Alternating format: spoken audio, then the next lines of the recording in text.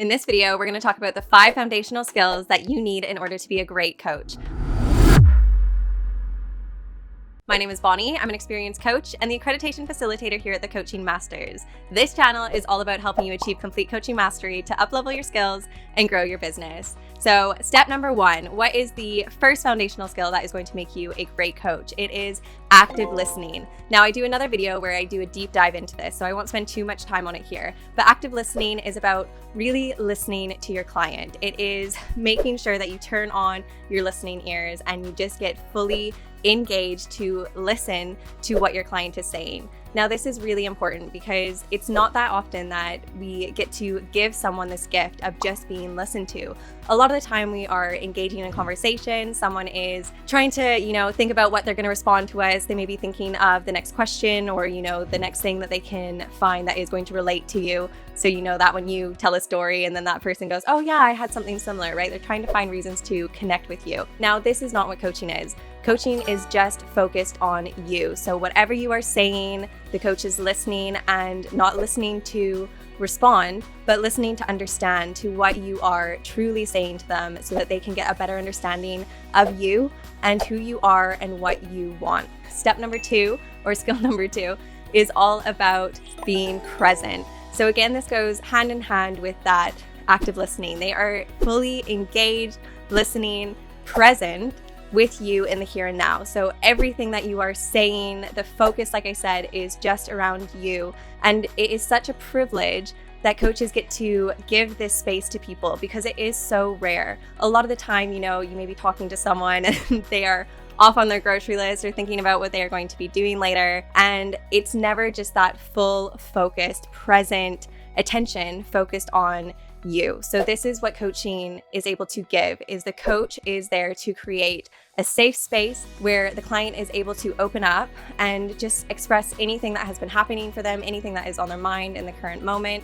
And the coach just gives them that space so that they can be fully heard in this present moment. And, again, the coach is focused on them. They're not thinking about what they need to do or how they're going to respond or anything like that. It's just fully listening to that client, what they have to say, giving them that space. And that is something that is honestly one of the most powerful things that coaching is able to do because it is so rare. Now, skill number 3 is all about being curious. So this is where the questions come in. Coaches are fantastic question askers. It's not about the coach giving the answers. So it's all about the client, right? So we are getting fully curious about this person that is sitting in front of us. And we do that through questioning. So we do that through digging deeper, asking the right questions. And, you're not getting curious to find out information that may not be relevant, right? So, if they're talking about something that's a little bit juicy or, a bit of drama, we're not asking questions in order to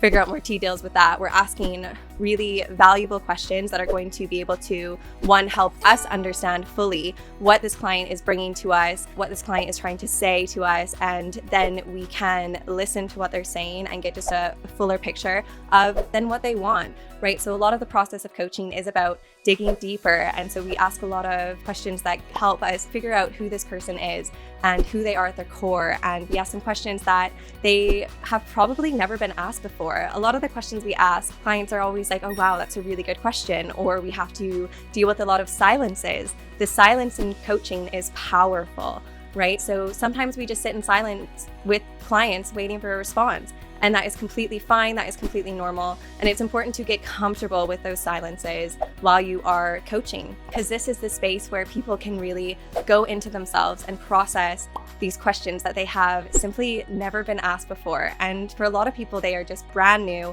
and it just helps people get more self-aware, right? They're discovering themselves. They're able to figure out who they are. And along this journey, along this process, that figuring out who you are, what you want, that path forward for yourself, it's just incredibly powerful. So that is another skill that we get to provide as a coach, is just helping others to find themselves, discover ourselves. And that all comes from just us being curious with questions. Now, skill number 4 is all about having trust in your client. So it's about trusting that your client has the answers. Now this, again, all of them kind of link together, as you can see. So like active listening relates to being present, which leads to being curious, and which this then leads to you believing that your clients have the answers. So these kind of relate really, really well with being curious and trusting that they have the answers, because again, we are asking the questions. We are not providing the information. So I'm not here to give my client a bunch of advice. I'm here to fully understand them and then trust that they have the answers within themselves, because I do not know what is best for you and your life. I know what's best for me and my life. So I'm not going to believe that I can give you all the answers to your life when I don't fully have a picture of who you are. I am never going to fully understand your complete being in its entirety. So I trust that I can give you this space to help you create the answers for yourself, to help you dive into your body, to your mind, to your thoughts, and just do a whole process of discovery that then lets you know, actually, I do have the right steps to move forward. I do know what I want. I do know who I am. And nobody knows yourself better than you. So if I can trust that you have the answers, this then helps empower your clients. And coaching is a huge process of empowerment. We want to be empowering people to know that they know what is best for their lives, right? We all have a different view of the world. We call it the different map of the world. So my map of the world is going to be different than your map of the world because we have different experiences. So my map may have some mountains and rivers and different streets and a few cities. And maybe your map has, just a few houses and a small town or whatever it is, right? Maybe you've got like 5,000 cities on your map and all of these roads and places and everything else. So all of our experiences means that we have completely different views, different maps that are going to lead us forward in this life. And my goal as a coach is not to go, well, here's my map, right? Come and look at all these roads and mountains and rivers that I have. No, that's not what it is.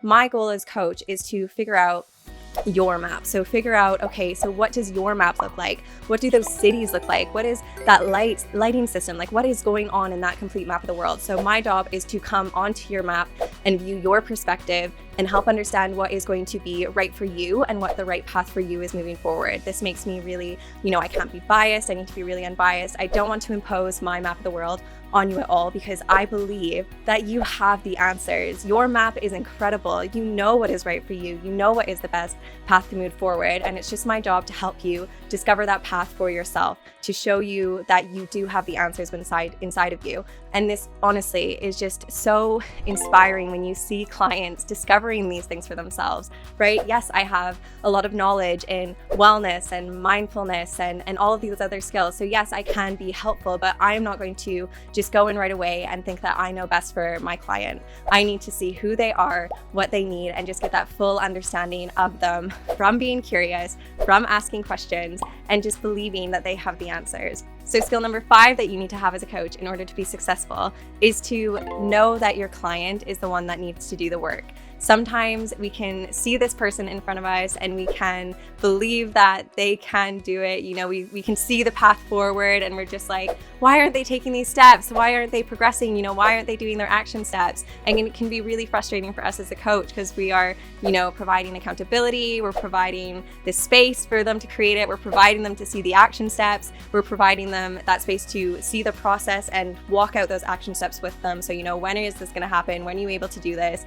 But we can only do so much. A lot of the work that our clients do need to happen outside of the session. So we need to trust that they are going to go off and do the work.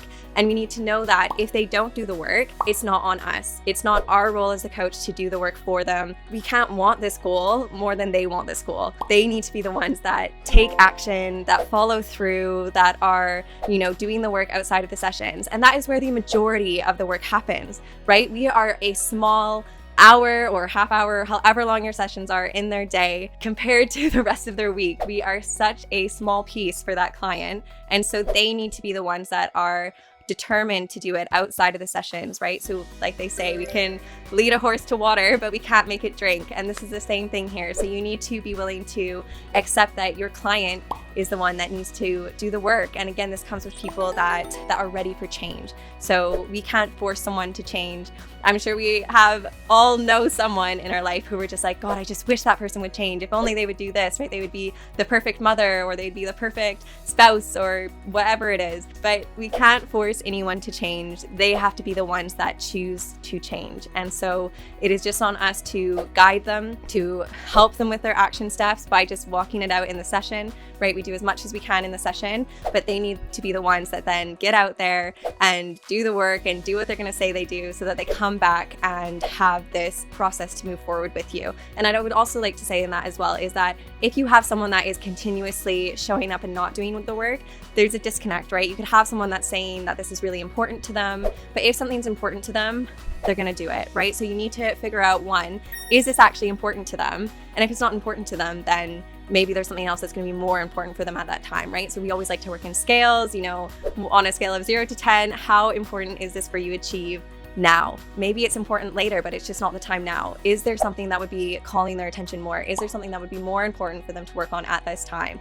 See what they say. If the response is yes, then you just change the goal. You create this new goal that's going to be more beneficial for them at this time. Now, you may have people that are not following through for fear reasons. So again, if they're saying this is really important to them and they're not following through, there's some block, there's some reason they're stuck or self-sabotaging. So again, you can help them with mindfulness activities and questions and working on limiting beliefs and overcoming fears on everything else. So we can work on a lot of these things with our clients, but again, it's going to be up to them to really do the work outside of the sessions. And again, it's going to be up to them to take those action steps that are going to help move them forward. So again, there guys, you've got your 5 skills that are going to help you to be successful coaches. And those are active listening. So making sure that you are fully engaged, listening to what your client is saying. It is not about you. It is not about your response. It is just about listening to your client, allowing them to feel heard. Then number 2, we have being present.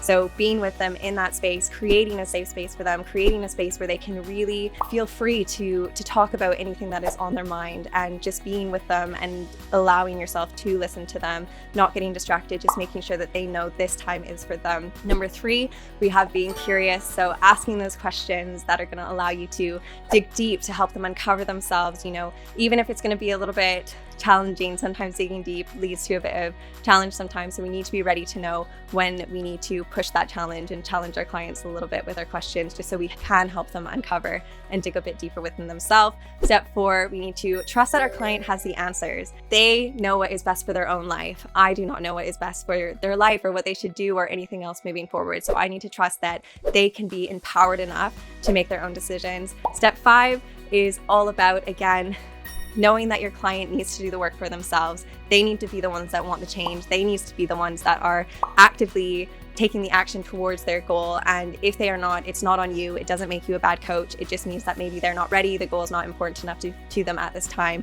or they just need more help from you to help them get them unstuck with some limiting beliefs that are going on there. But I hope that this video was really helpful for you guys. If it was, make sure to leave a like and put a comment. Tell me what you guys thought of it, because these are all for you guys and we just want to do our best to help you become the most successful coaches that you can be. Until next time, guys, I'll see you soon.